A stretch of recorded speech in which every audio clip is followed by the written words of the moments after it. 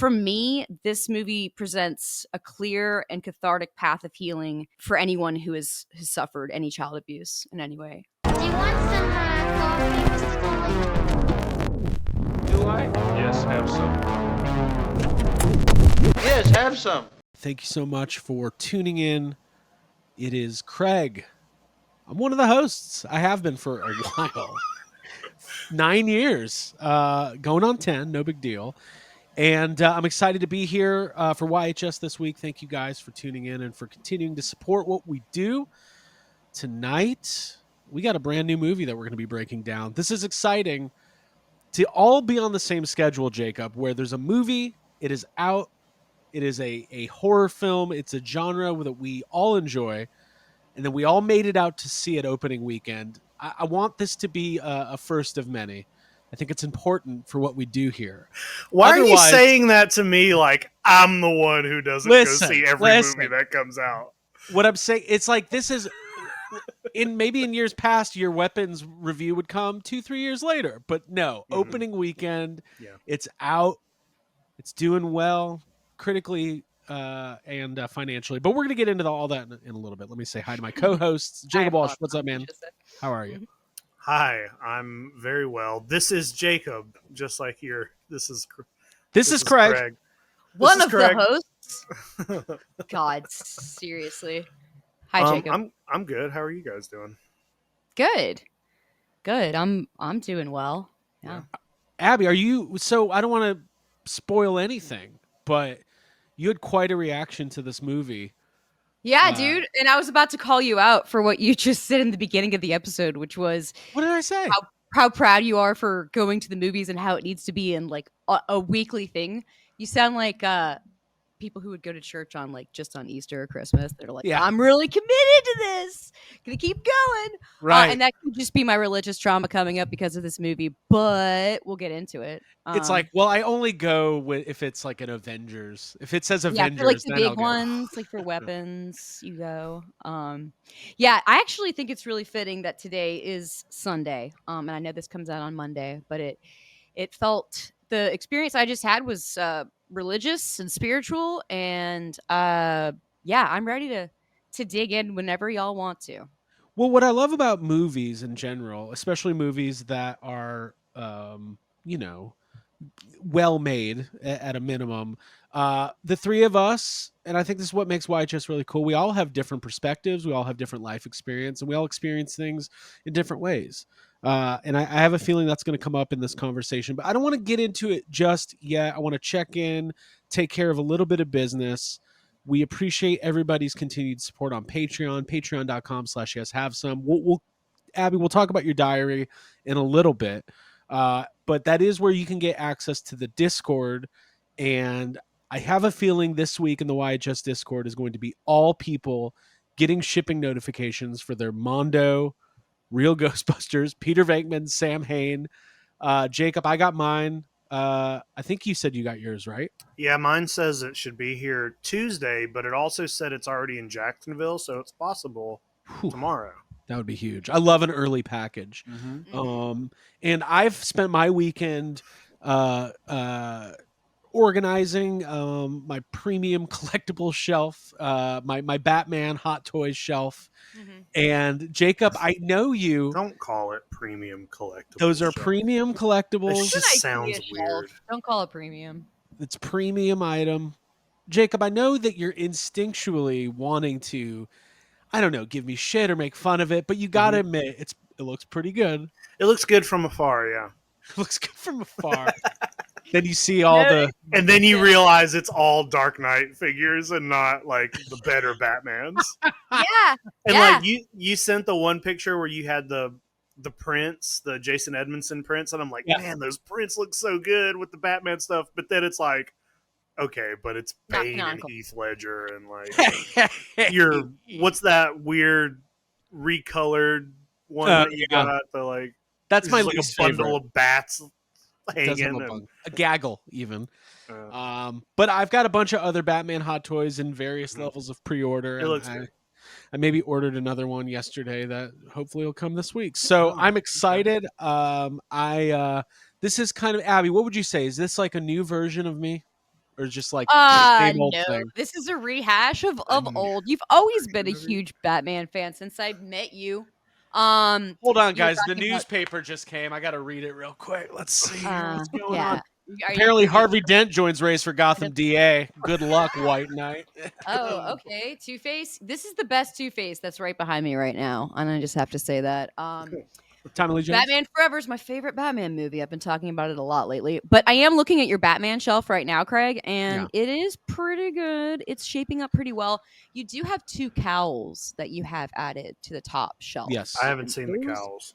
Yeah. Those are good looking. The stands just came in. Shout out to YHS listener Matt.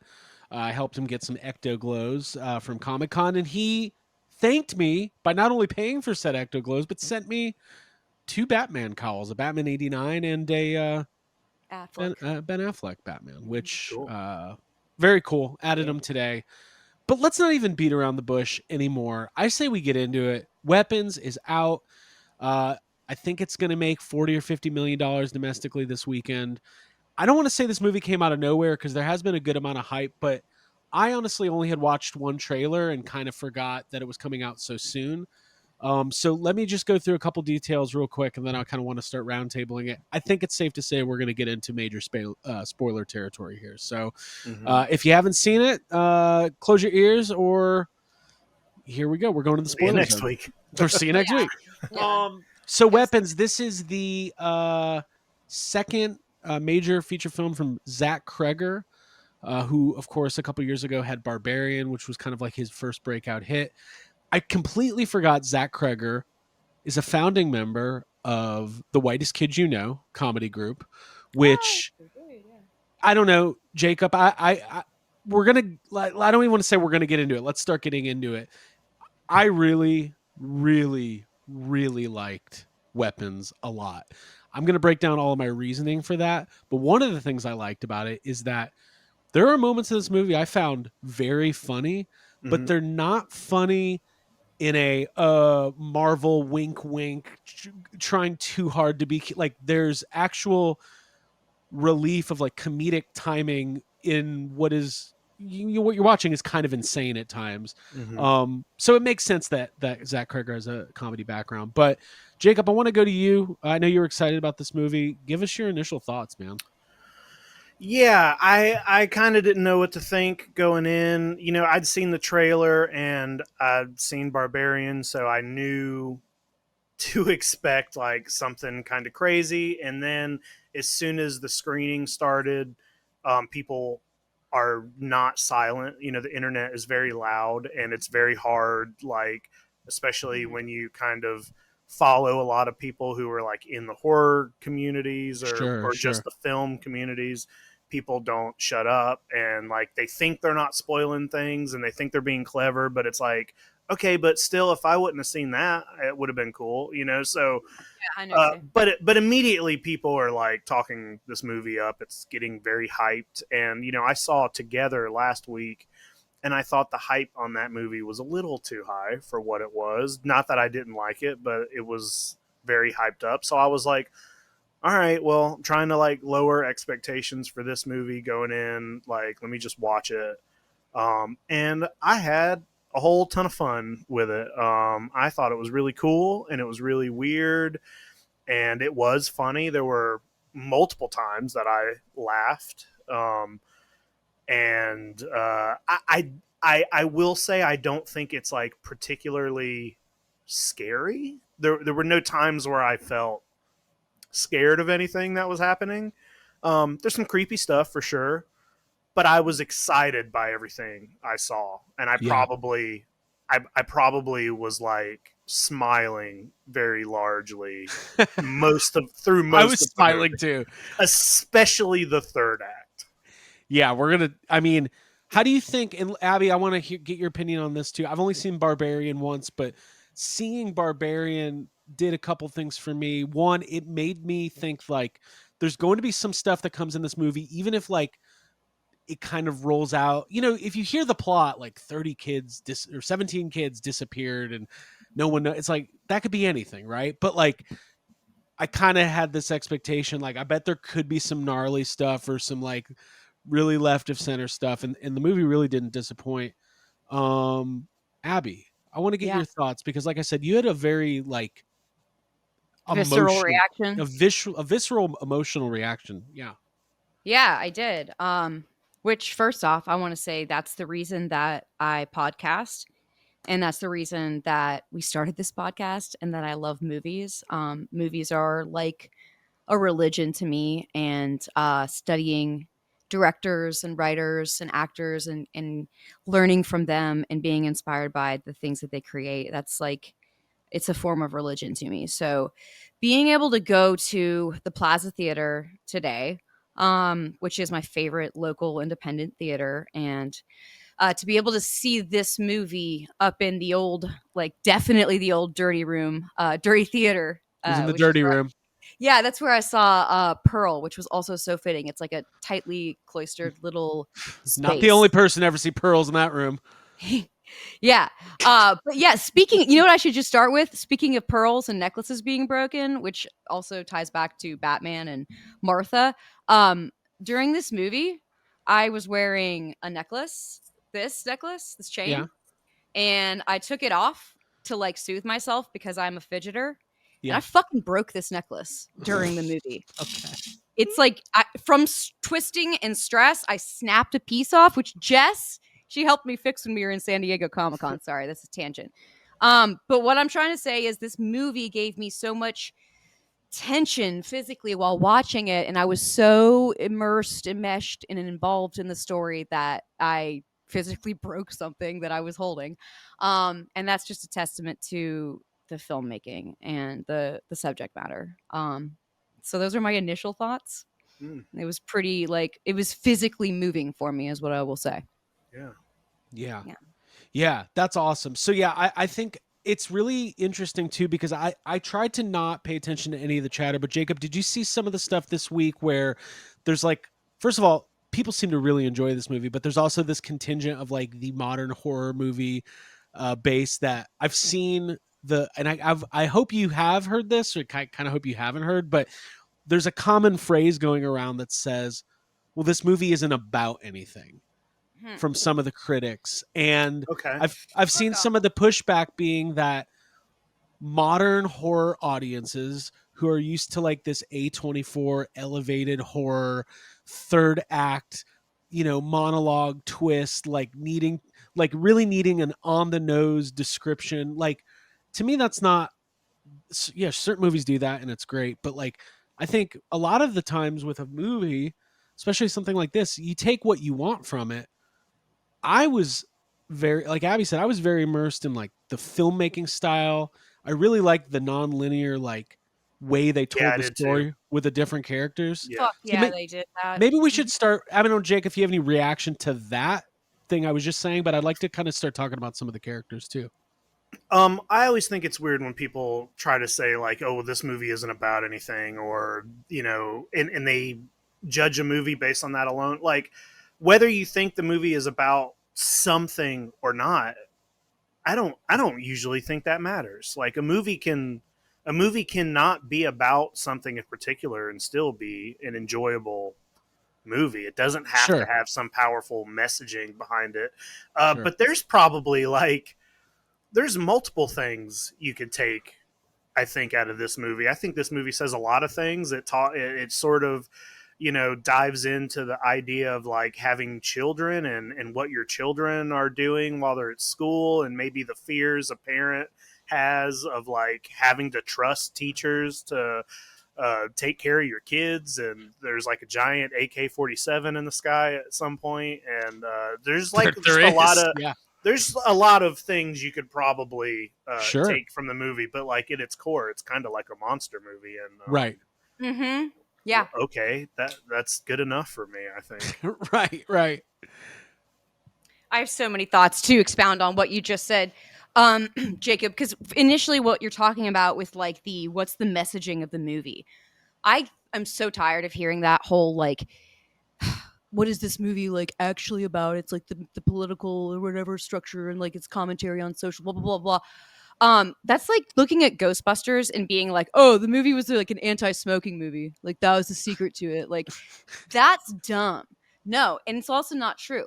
The fact is, what I took from this movie, I know that I have my own personal journey, and that we all see things through our own lens and experiences. But for me, this movie presents a clear and cathartic path of healing for anyone who has suffered any child abuse in any way. I think that that's what this movie is about. I think it's about the cyclical abuse, which is why the house in this movie reminded me of the house on Neibolt Street. It reminded me of the Marsden house from Salem's Lot, and the fact that you have quiet, secret abuse going on where children are being hurt. And there's like a witch hunt going on with, is it the teacher? Should we blame the teacher? I found messaging in that so much with like just simply being a woman as a teacher and having like the immediate like finger pointing from parents, like, well, what the fuck, well, you shouldn't be doing this. Like I was taking that all the way to like real life recent stuff where teachers have been let go for having OnlyFans pages and things like that. I was like, oh, this is about the witch hunt that is anti-women that has been started by the church and pilgrims in America and all that kind of shit, and Salem witch hunts and etc. So you have that big chunk in the beginning that I was like nibbling on, like, oh, okay, this movie's going to be about, it's going to be about women and like, yeah, and fuck dudes and guns are terrible, obviously. Fuck Thanos. Sorry. Stop. I'm going to snap and you're going to stop. We're going to go back to where I was. Sorry. It's okay, dude. I just really loved this movie. I wish I had the actual glove at that point. But so yeah. Wait, hold on. So many thoughts. You wish that you could actually get rid of half of humanity? Because I just I want to turn back time. Talking. Oh, okay. Because I want you to stop talking because I was in the middle of like a really good tangent, but that's all good, dude. I think this movie was about things. I think it's also open to interpretation, which is what art should be. You should be able to look at it and go, wow, this, I mean, because for me, by the end of the movie, I was shaking, crying into my orange jacket. Like my necklace was broken on the floor. I was holding my jacket, and the two teenagers that had arrived late for the movie that I was like sworn enemies of in the beginning, I was like ready to be like, guys, I love you. Wasn't this a great movie? Like, didn't this change your life? Because it did that for me. Like, and I forgot I was in a movie theater, and I forgot I was watching a movie. I just felt like I was coming out of a therapy session at the end of it, which is incredible. Maybe also, first of all, I mean, that's all awesome. Thank you.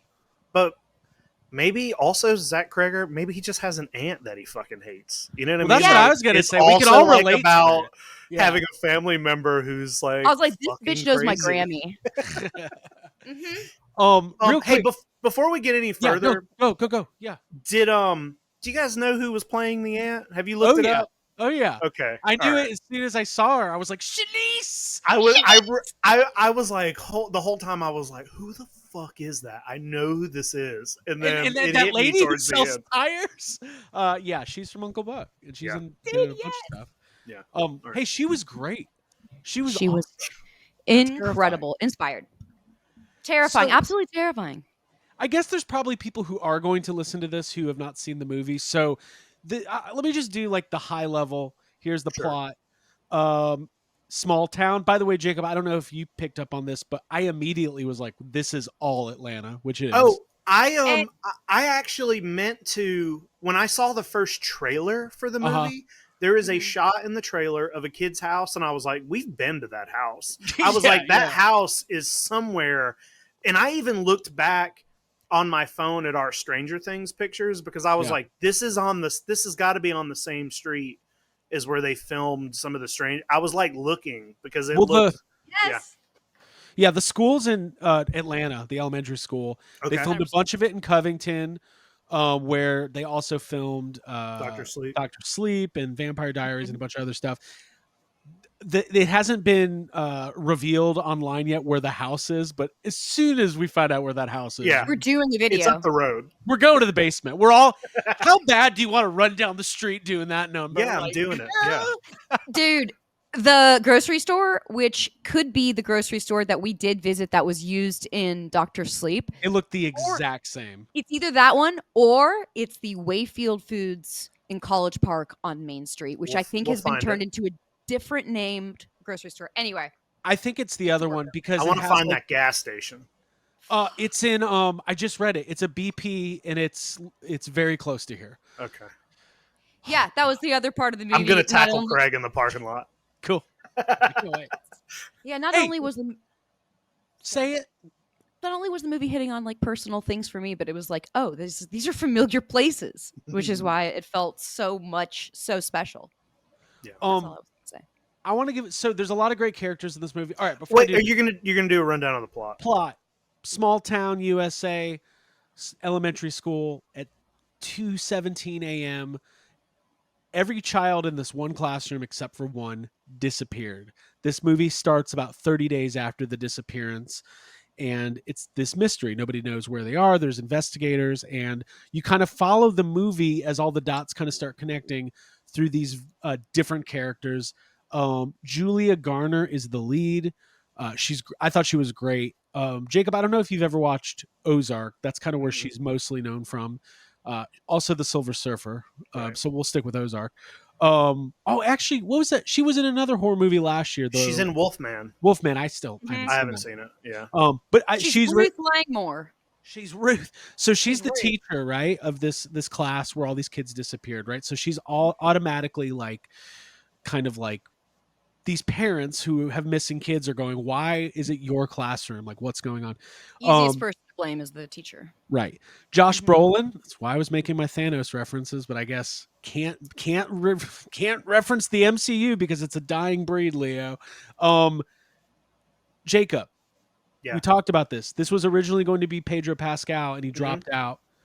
I thought Josh Brolin was awesome in this movie. Yeah, nothing against Pedro Pascal, but I'm glad he dropped out because I'm kind of tired of seeing his face and everything. I just am. I'm tired of him. But Josh Brolin's great, and he's very relatable, and I think he did a really great job, and he kind of embodies this sort of character of like a concerned father, and he's great in it.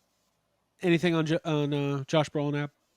I mean, he's rough and grizzled, and I loved him in the second Deadpool movie. So I was just happy to see him, and I think that he. What? The Goonies. And the Goonies. Yeah. We're just gonna name every movie. So. Are we doing everyone's body of work? Is that what this is? No, we're not. But Josh Brolin was perfectly carved and grizzled and chiseled for this role. And I loved him. So one of his kids, or his child is one of the missing kids. Then you have, by the way, again, I haven't seen him perform this well since Cocaine Bear. Alden Ehrenreich. Mm-hmm. He's a good actor. Not a good Han Solo, but he was good in this movie. Terrible Han Solo, really good douchebag. He plays a police officer who has this relationship with Julia Garner, and that whole thing kind of unfolds. And then, hey, the kid, the actor's name's Austin Abrams. He's been in a bunch of different stuff. I think he's in Euphoria, but he plays like the drug addict kid. Mm-hmm. So those are some of the best scenes in the movie. Yeah. Like he was awesome. Humor comes in.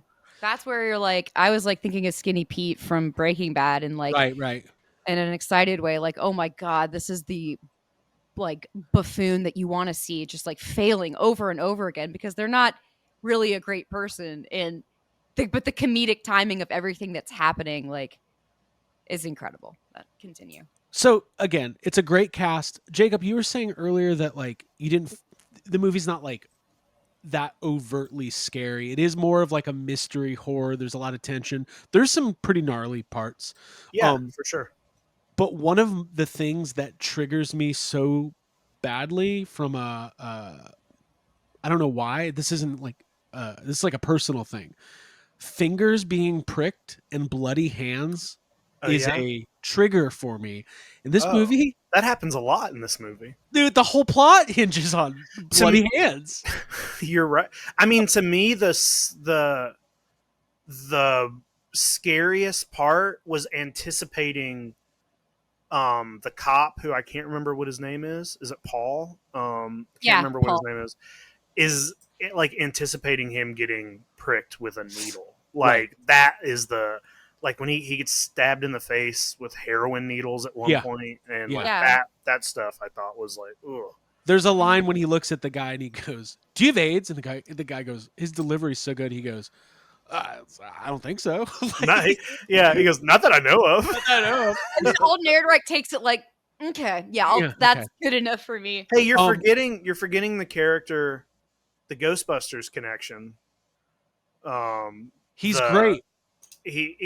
I think he's playing his same character from Answer the Call. From Answer the Call. Toby. My buddy. Well, he's the Wiz. He's The Wiz. Who threw him out the window? Toby he once Huss. came into a restaurant that I worked at, and I refilled his water glass, and I was like, "He's from fucking." He's the Wiz. Like, yeah, he's the Wiz. Well, there's that, but then he was from Pete and Pete as well. Well, he also had that is an actor that like when He's in he a lot showed of up. stuff. He showed up in that 4-season show, and he's there for like one episode, but he just knocks it out of the park. Like, Dude, he's the best. He's great. And then I will say this: I did not realize that was Benedict Wong playing the principal until after the movie. Did you not? I did. I mean, how did you confuse him with somebody else, or like? No, he's he also was really, in a lot of other things. Yeah. I know. He has no like. Yeah, I mean, I knew that was him. I knew it was him in the trailer, even though he's running around in the trailer with his eyes popping out. But I think it was kind of what Abby was saying. Is like I was just kind of immersed in like enjoying myself. I wasn't, except for Alden Ehrenreich, where I could not help myself and turn to Abby. I go, I think she's like, yeah, I know who that is. And then I went like this, and I put my finger to your mouth because I was like, yeah, I knew that from the beginning scene when he's in here. I'm like, dude, pay attention. Because there's a lot to break down here. Before we go any further, can I do one tangent about our theater going experience? Yeah, I think that's always good to set the context. Go for it. So, and Jacob, I know you said that you had some issues with another dim screen situation at yours.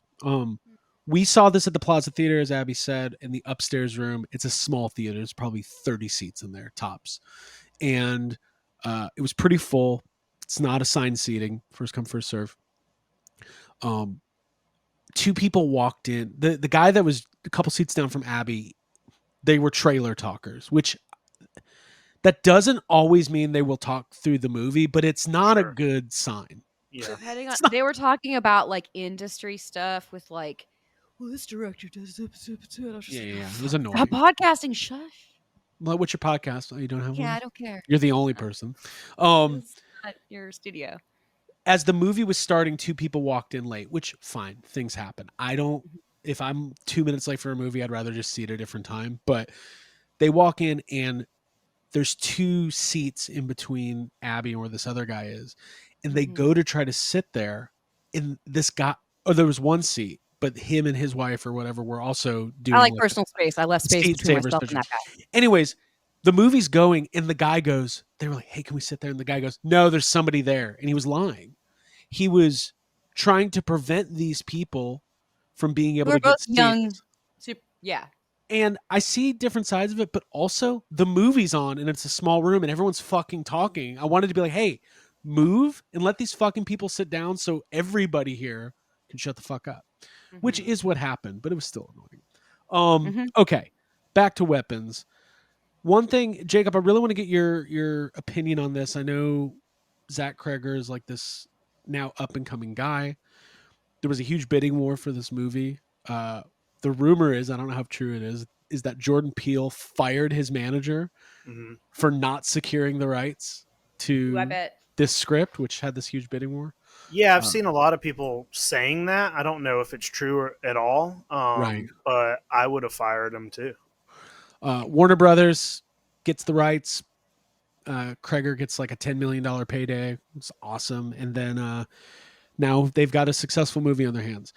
I find Zack Cregger to have more commercial sensibilities than somebody like an Ari Aster, where this movie's weird, but it doesn't feel avant-garde. Like it feels like anybody could go and have a really good time watching this movie. It's like one step under being too weird for regular people. Right. It is weird, and I like it, and I always push for more weird. Right. But yeah, you're right. It's like if it were a little more weird, it would be tipping the scale into the Ari Aster. Right. This was more palatable for like the common audience member. The common man. I was gonna say the common man, but the common person. The weirdness kind of creeps in and just gets more weird till by the time you're 2 hours into the movie, who cares how weird the end is? It can be as weird as you want it to be. By the time kids are smashing through windows chasing down that woman, which I wanted to talk about what we like. Maybe we should do it right now. Should we back up? Let's back up a little bit. Abby, well, and what I was going to say about Zack Cregger, his next movie is he's doing Resident Evil, which is kind of crazy. And then it's like a reboot. It has nothing to do with the old ones. And then it came out this week that he has this idea for a DC movie that he's trying to pitch to James Gunn. So I think he's a guy who's gonna be like one of those guys. I'm just glad that in the past, I think 10 years ago, he'd be up for like Doctor Strange 4 or whatever, and like just let him go do different stuff. Abby, don't give him milk toast to fucking work with. Like, let him do his own thing. Abby, I want to hear your thoughts. You did have, like you said, this emotional reaction. So let's dig in a little bit on the character of this aunt who it's revealed, and they save it to like later in the movie. Can I say something really quick? Yeah, please. Yeah, please. I called what was happening in this movie very early on. Okay. But I only did that because the movie literally spells it out for you by painting it on the side of the teacher's truck. She's a witch, right? And I thought that was, and the reason when I saw that, I knew immediately. And the only reason I knew immediately is because it's weird for someone to write the word witch on somebody's vehicle. Right. I think 99.9% of people would just write bitch. And I was like, I saw it and I was like, why didn't he say bit? Why did he write witch instead of bitch? And then immediately in my head, I was like, this is a movie with a witch in it. Right. And it was. Yeah, she's a witch. Very clearly so, yes. But what is that a metaphor, or what does that Yeah, just kind of what, you know, I mean, I don't think she's going to shiz. It's a different kind of witch. No, very different. Very different. I personally think that her character and like the abuse and horrific things that were being shown are representative of like generational trauma that's passed down. The way that Gladys affects the parents of the kid in the movie, the fact that the kid has to become a little adult and feed his parents soup. I think that was like the most accurate portrayal I've ever seen of like a kid who's got to kind of raise themselves, and that hit home super hard. The fact that Aunt Gladys also looks a lot like my grandmother was kind of hitting me pretty hard in the movie, but in a weird way, because when I first saw her, I feel like I should back up and just say I was reminded of Stephen King throughout this entire movie. She reminded me of Mrs. Kirsch from It, and there's I don't want to get tangential, but the 2:17, the time on the clock, that's made me think of Room 217 from The Shining, which is where Danny experiences that stuff. And The Shining and Stephen King's work is all about the passing down of trauma through generations, and like how you need to be a cycle breaker in order to avoid the horrors.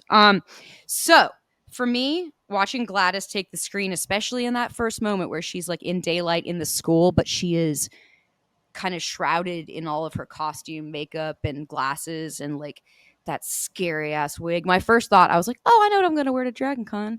It's like, that's cool. Like innocently, like, oh, look at this fun lady. She looks fun. And then as that character unfolds, for me personally, because of my experiences, that the way that I felt, the way that she was moving in to Alex's house and taking the power away from his parents and breaking them, like snapping the little sticks with the hair, which is a witchcraft type thing.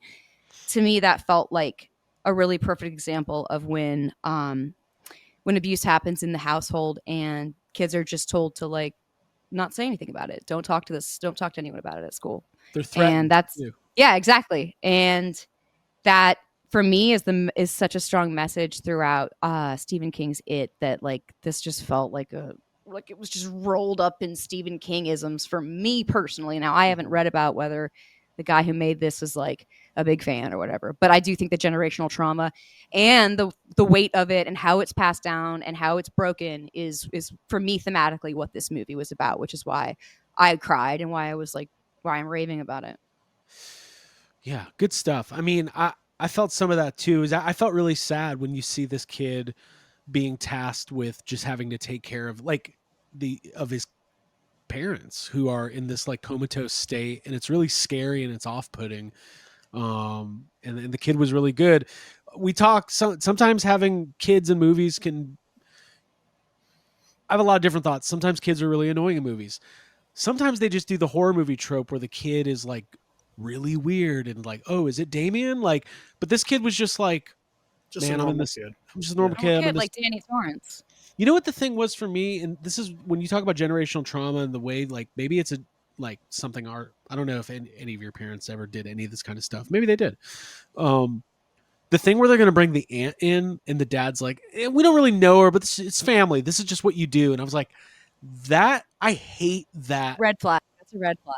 I just hate that level of thought in life. Like, well, we're related by blood, therefore you should completely upend your existence to help a person. Like, that's maybe I do have some trauma I need to unpack from this movie. That's how the cycle continues. And yes, I could, but this is not my therapy session. That's going to be tomorrow. But yes, that's how shit keeps getting passed down because of a fear of cutting a family member off. That's the truth. Jacob. I think it's pretty interesting how the kid and Gladys don't even become characters in this movie until over an hour into the movie. Like the first half, I had this thought while watching the movie. You know, in the very beginning, the first 5 minutes of the movie are them explaining what happened. All the kids are gone except this one kid. And they're like, and the kid was questioned and he didn't know anything. And then they just moved past it. And it's like, no part of me at the beginning of this movie ever thought like, well, of course that kid has something to do with it. He's the only fucking kid who didn't go. You just don't think about it like that. And then an hour later, when they're like, oh, all the kids are in that kid's basement. You're like, of course they are. Of course the fucking kids are in that kid's basement. And the whole thing with Gladys, like, she's in all the dreams. So you're seeing like really weird glimpses of her throughout the first half of the movie, but it's it's the kind of glimpse where you see it. It's usually done in like a scary way, and you're like, what the fuck was that? Literally, whenever Josh Brolin's character has a dream, it is the weirdest what the fuck dream ever, and it ends with Gladys. And as soon as it happens, in my mind, I said, what the fuck? And then the character wakes up and says, what the fuck? And everyone laughed in our theater when that happened. It's like a good moment. And then it's like not until 40 minutes later Gladys actually shows up in the movie. Right. You're like, oh, that's like when you start to put things together. Put some of the pieces together, yeah. Yeah, like if that was a dumb Blumhouse movie, it would just be like, oh, well, this is the big monster. We've seen her everywhere. Like the woman in the yard. Yeah, the scary clown woman in the yard, which is why this takes like the clown thing, which is, again, a Pennywise theme about generational cyclical trauma every 27 or whatever fucking years. That's why it's more than just like a jump scare of a clown. It's like, no, this is actually a representative of a huge thing with tangled roots that go deep. Yeah. And that's why I love it. Doing some so I read an interview earlier today. Zack Cregger said he wrote this script to try to process his own grief after losing a close collaborator and friend of his. He also cited Magnolia as a reference. I've never seen Magnolia, so what kind of movie fan am I? But he did specifically talk in this one interview about the Stephen King references. Tackles some of the same thematic elements as a lot of Stephen King: small town, falling apart, children, alcoholism, etc. I wanted to. Sup? I just wanted to highlight that. Yeah, 217 is a direct reference to The Shining. Obviously, the parents coming through the doors at the end, very ominous. Yeah. But this one, Jacob, I don't know if you guys could talk to this. Cregger has a very specific thing in mind he was trying to emulate with the first trailer, which is the first Needful Things trailer. with Ed Harris and Max von Sydow. Oh, I'm gonna have to go rewatch that because I haven't seen the trailer for Needful Things Yeah. since 1992 or something like that. There you go. So yeah. Abby, what did you want to say about the alcoholism piece?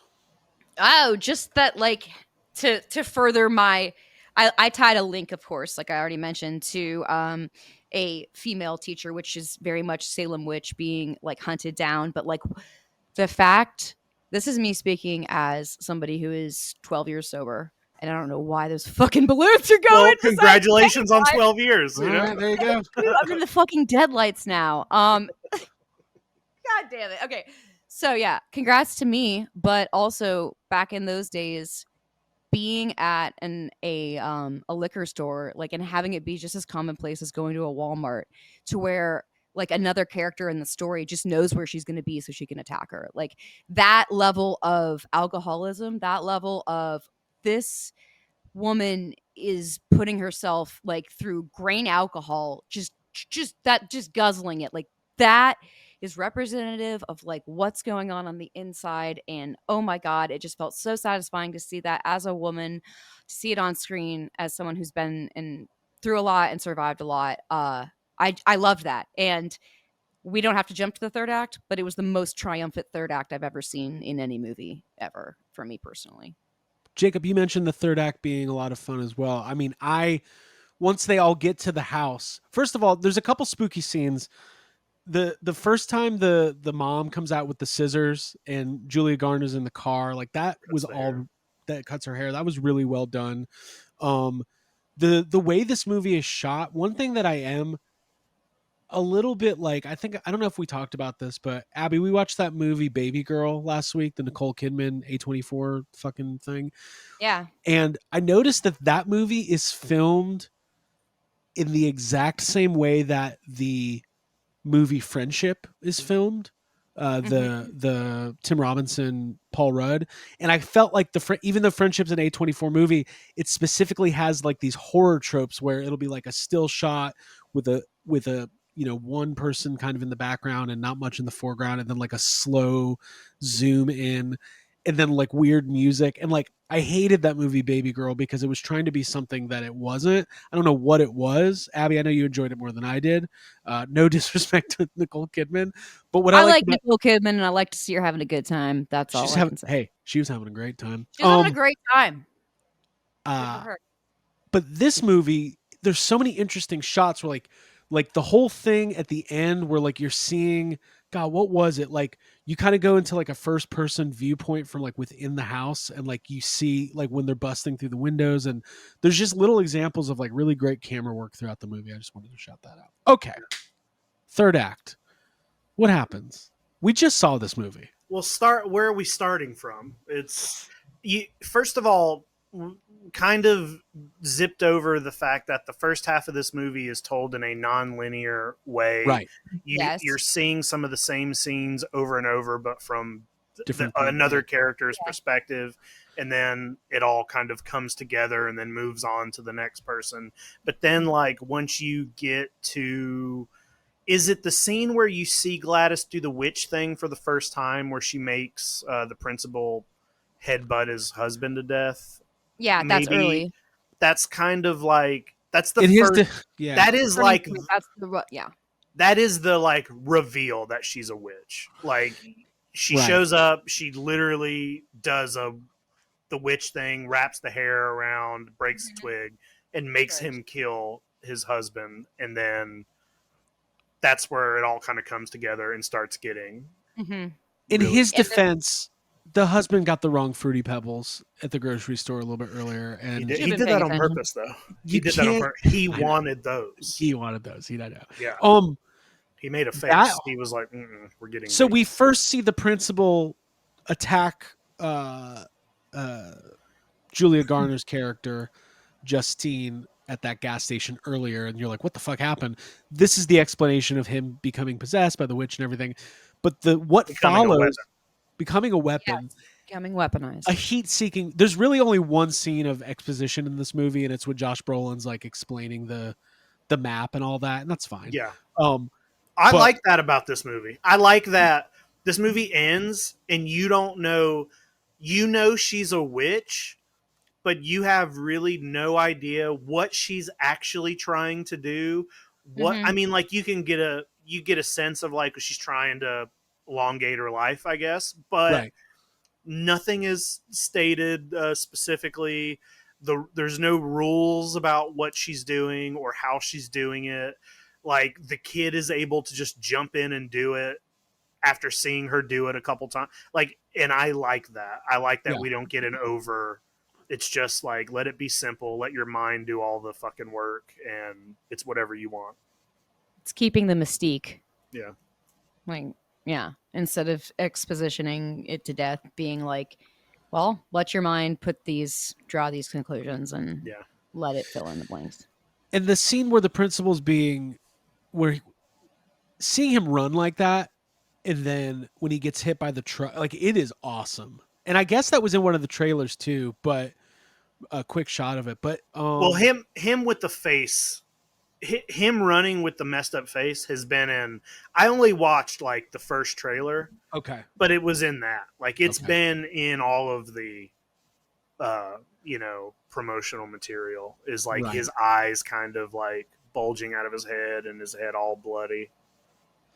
Yeah. And then once the third act starts, so like Jacob, you were saying, you see kind of this different perspective. I thought it was a really cool way to like showcase these characters. Yeah, I loved it. I loved the way that the portions of the movie were broken down into characters' names first on like a title card.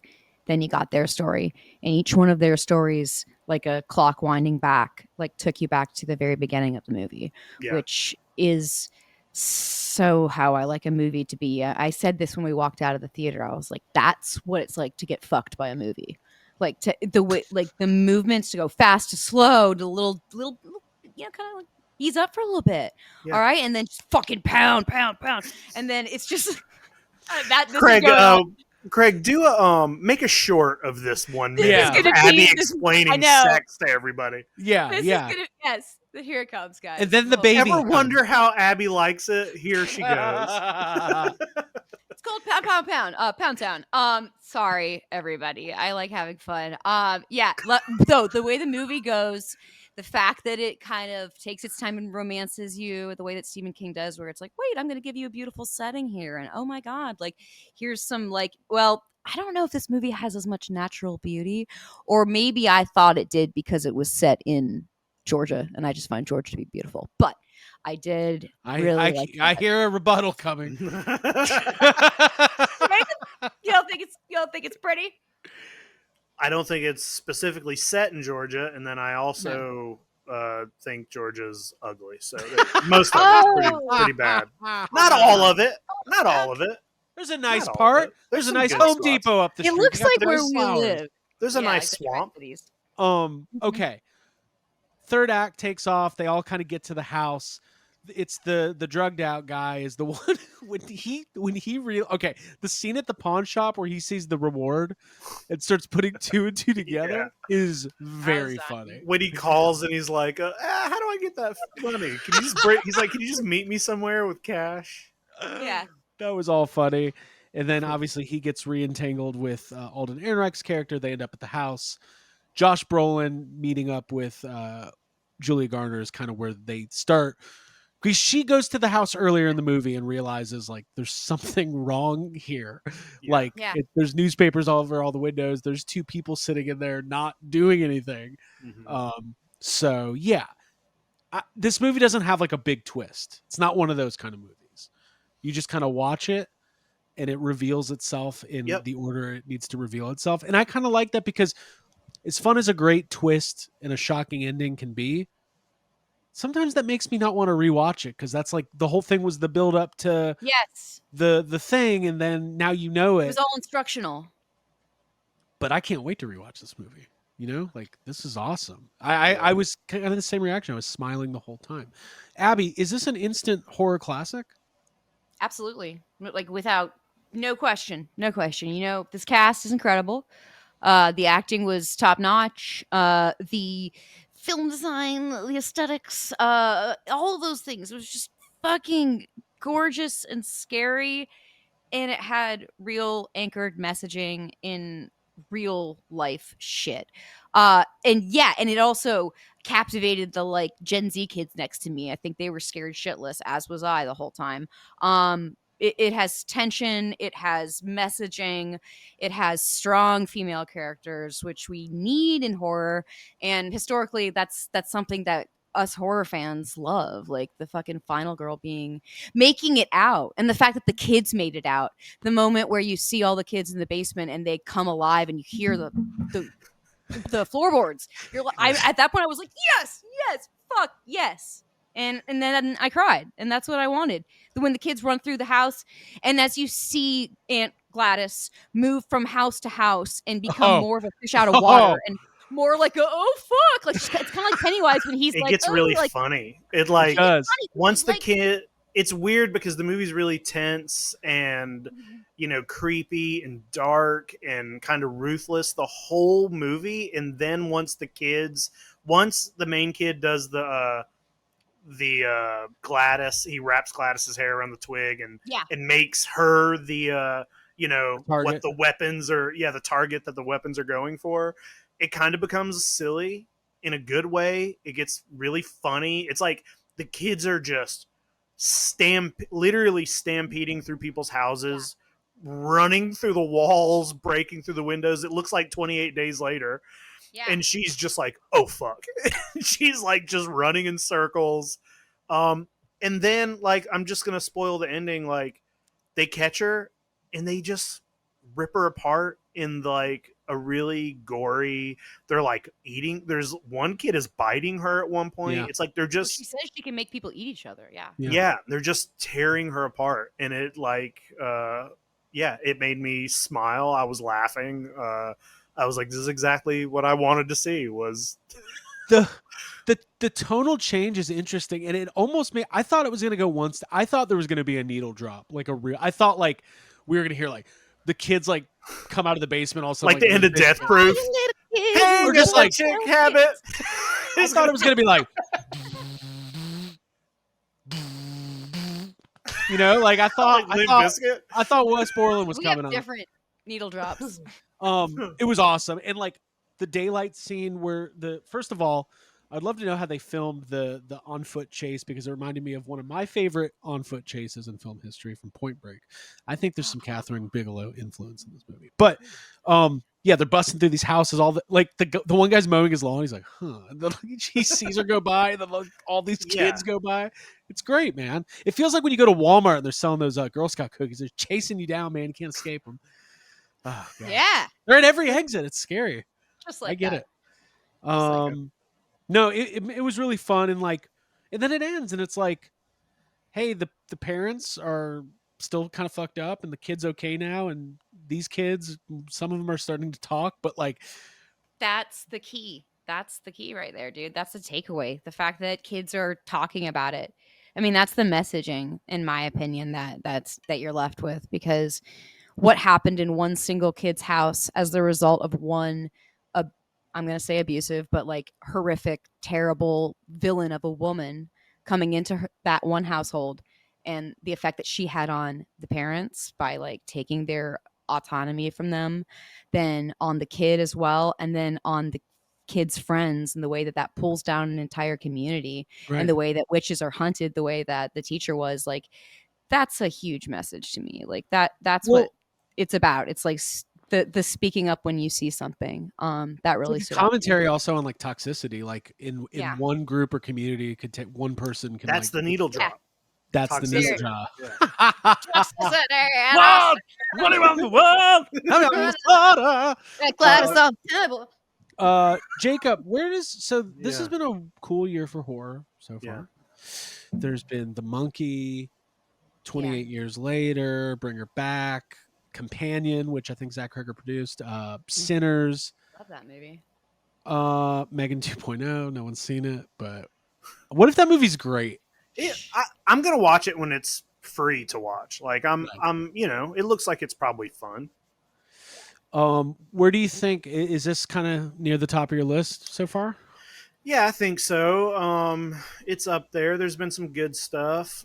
Did you guys end up watching Bring Her Back or no? No, we're Okay, over done. so two I nights in a don't. row. Then I won't say too much, but I did want to talk about like there are some similarities between I had a feeling there that would be. movie and this movie, and I think Bring Her Back is probably my favorite horror movie of the year so far. I really liked Bring Her Back. So yeah, I won't say anything else till you guys watch that one. Watch But yeah, this movie's up there. It was just a lot of fun, and like I said at the beginning, I didn't think this movie was very scary. Like I didn't get, like when I watched Hereditary, I felt scared watching Hereditary. Right. Like there are moments in other movies that you watch and you kind of, like kind of cringe and almost want to like look away. And like I didn't really feel that in this movie, but I felt like I was having a good time. I was like, ooh, there's some gnarly shit happening, and I'm just having a good time watching really weird, like the dream sequences were all cool.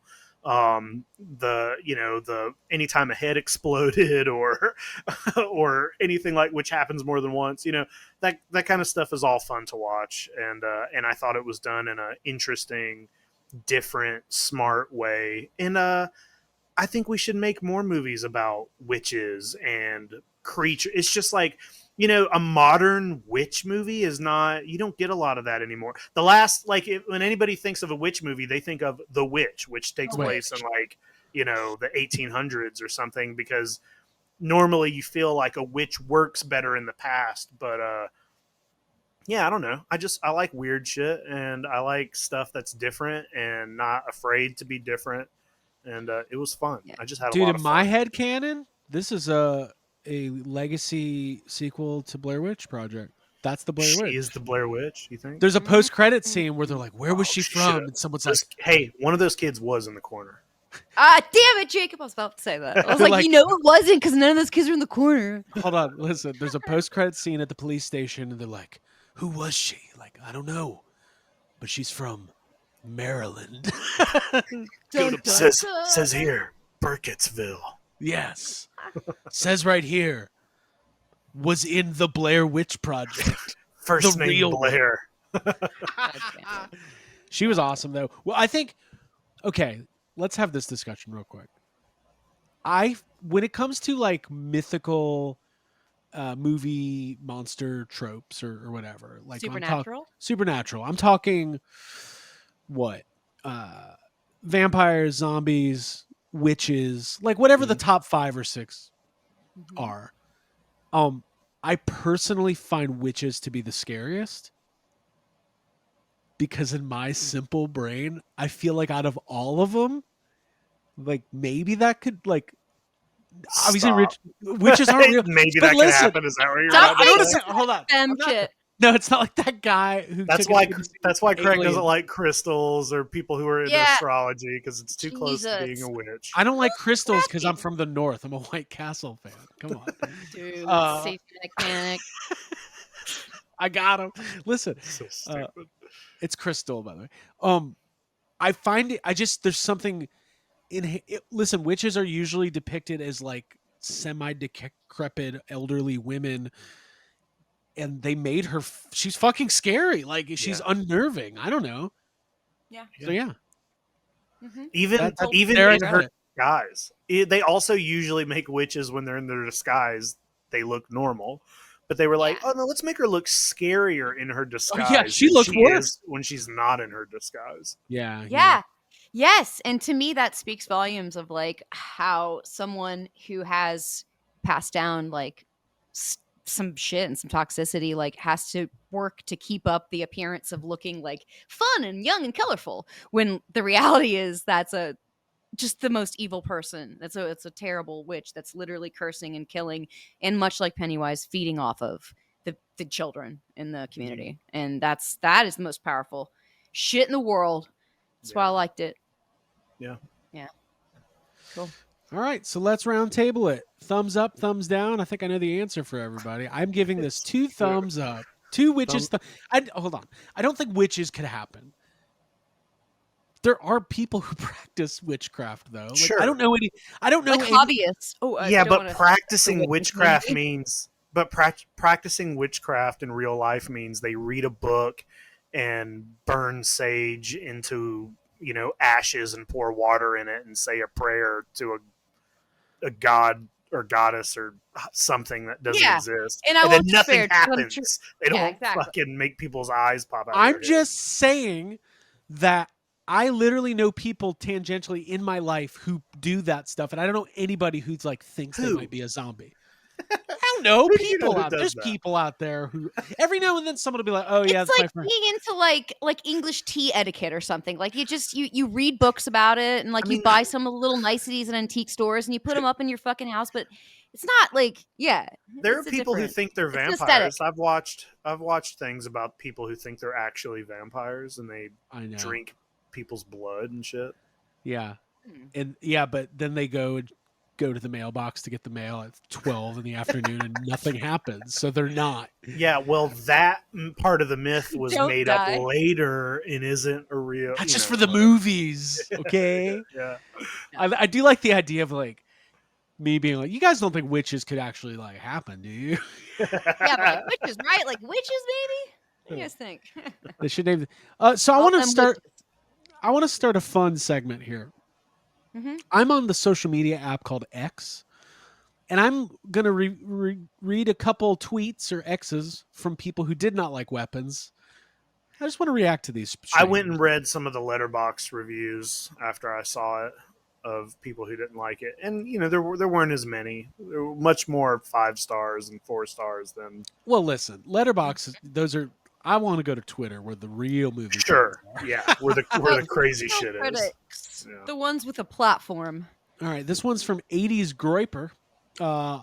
Weapons was bad. Terribly written. Themes are never explored, just referenced. Borderline comical at certain points. Abby, react. Fuck off. This was made by somebody that came from sketch comedy, and having comedic timing in your horror is like one of the best devices. It's like having sweet to your sour or sweet to your savory. You've got to have a balance when you're scaring the shit out of people. You've got to have some funny stuff happening. And if that funny stuff is confusing you and making you think that this is like, oh, do they not know what they're doing? They know what they're fucking doing. You're supposed to feel uncomfortable, and you're dumb. Okay. It's funny that you would see the comedy in a movie like this and think it isn't an accident on purpose. Like- right. Well, do they messed it up? It's so Yeah. God. No, fuck off. Yeah. This one's from somebody named Georgie. I very much disliked weapons. I feel like I've been gaslit by the overwhelmingly positive reaction.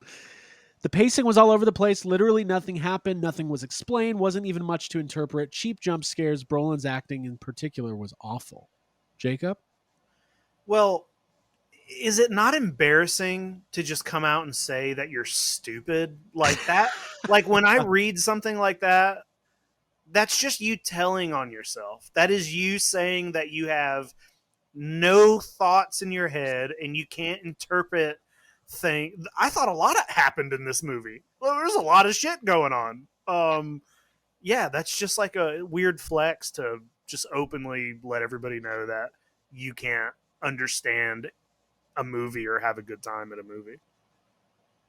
Yeah. All right. And then one more. Just saw Weapons. Utter dog shit. Hyperinflated pre-release reviews. Complete disappointment. Paint a big red X on anyone you see rating it at all highly as either being a bot or a flagrant shill. Did we just start sad comments for movies? Because I think we did. Absolutely.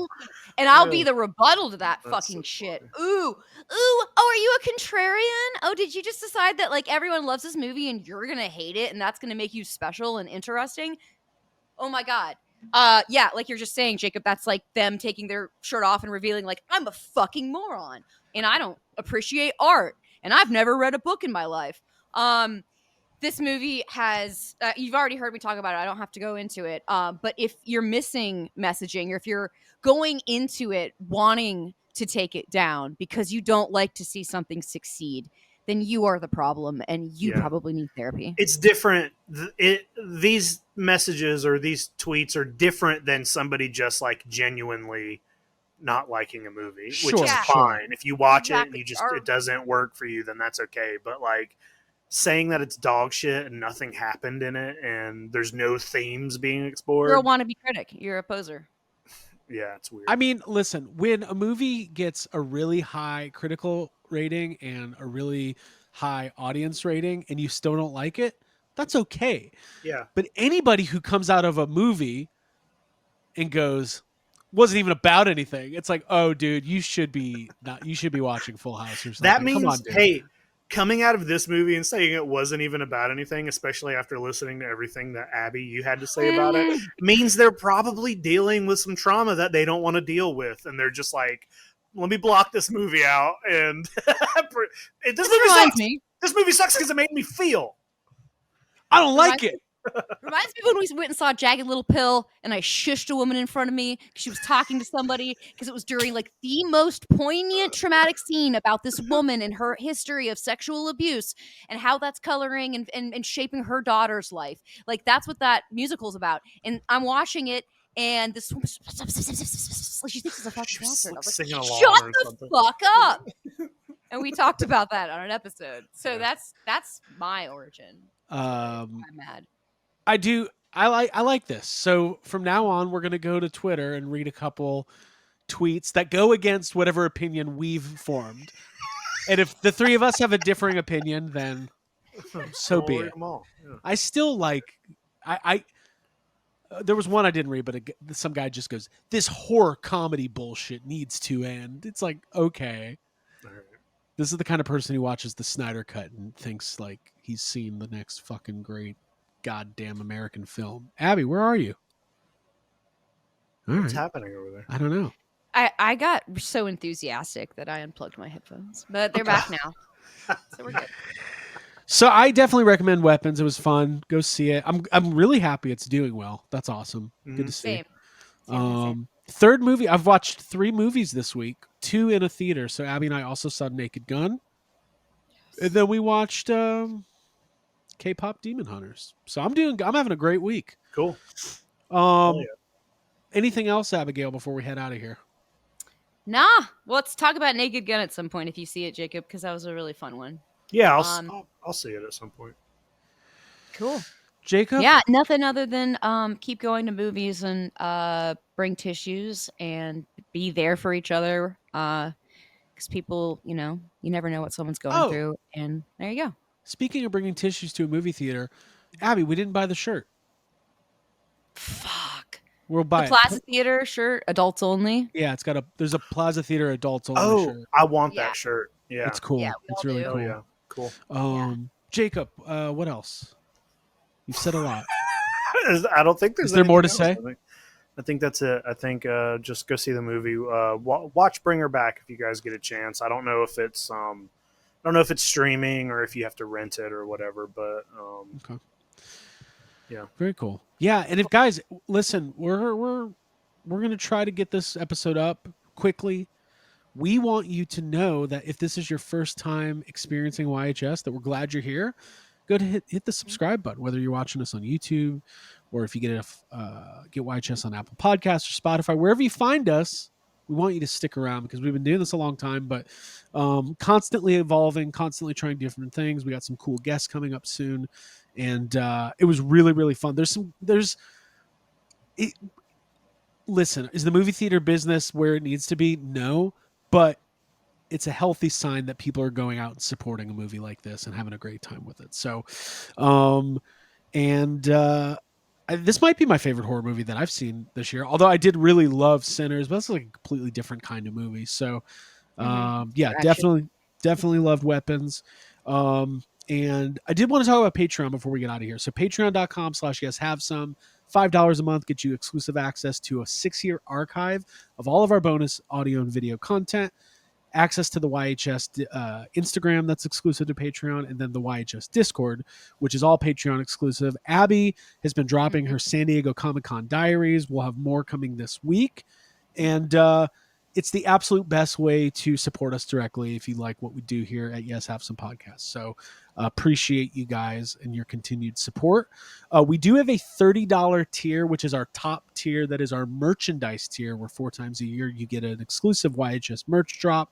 We are a little bit behind on quarter 3, so 3 and 4 are going to be dropping basically at the same time. and that stuff's in production right now. So it's been Jacob. Has it not been a very busy year? I feel busy. I mean, yeah, it's been really busy. We've done a lot. I was trying to make a list of all the stuff we've done this year already, and it's a lot. And the year's only half over, so Right. And I know October's coming, and October's busy podcast wise for us. And I know we're going to want to watch some horror movies and stuff like that. So yeah. Yeah, and we really haven't talked about this at all on YHS, but you're about to start hearing a lot about it. Abby, Yo. early days, but we have a line of action figures coming out sometime in the next little while. Listen, we're working on timelines, but you've probably seen on our social media, Cryptoids, we will be launching an original IP, an original line of very, very cool action figures. I don't want to get into too much detail right now. It's going to be a Kickstarter later this year, maybe early next year. We're figuring all that out now. There's a lot of moving pieces, we want it to be really perfect before we launch because we want it to be successful. But Abby, if people go to cryptoidstoys.com and they sign up for the mailing list, or they go to Cryptoids Toys on Instagram, can you give them a little bit of sense of like what their future might be like? Can you butter them up a little bit? Yeah, absolutely. I think that, well, as a homeschooler who used to get like the Carmen Sandiego packets in the mail where like you'd have to like figure out clues and like put together the secret and like figure stuff out. That is where I'm coming from with the development of these figures and the story behind them. Like, we are piecing together things that are real, and we're adding fiction, and we're developing a story that is really exciting. And it'll be kind of unraveling, and you'll be following it in real time. Like, we'll be giving you little bits and pieces. And there are some images that you can look at of the figures, but you can get a really good sense of the vibe. And I can tell you that I myself am thrilled to be working on this, and have completely just jumped in headfirst and am swimming around and having fun. That was great. I was like, what are you about to say? Because Yeah. I pretty much put you Were you ready to be like, Abby, stop? I know, guys. Guess what? She's pretty good. Yeah. At first I was like, I don't even know what. Well, I haven't seen this website. I'm gonna have to make some shit up. No, I thought that was great. Yeah, we're gonna be unwrapping it slowly but surely, and more on that. But if you want to be the first to hear about any of it, you can follow us on Instagram at Cryptoids Toys or cryptoidstoys.com. That's CRYPTOIDS Toys. That's it. I got nothing else to say. Jacob, Abigail, this was fun. Thank you guys for being part of the YHS world. Thank you to all of our patrons. Abby, what is that? It's a little tiny Hello Kitty Chucky. Oh, there you go. The fans of Toy Anxiety will know that Matt Bush sent this to me. There you go. That was Abby was playing with that the other day. She goes, "When did I buy this?" And I was like, "You didn't." When did I buy this? Thanks, Matt Bush. It's like, it's been in our house for 4 days. All right, everybody. For Abigail Gardner and Jacob Walsh, my name is Craig Goldberg. Go see Weapons, and then buy it on Blu-ray when that is an opportunity. Yeah. To do Try to get to the theater on time if you can. That's a courtesy. do that as well. It's easy. Yeah, because the whole movie builds on itself. So there you go. Yeah, watch the beginnings of movies. That's how movies work. All right.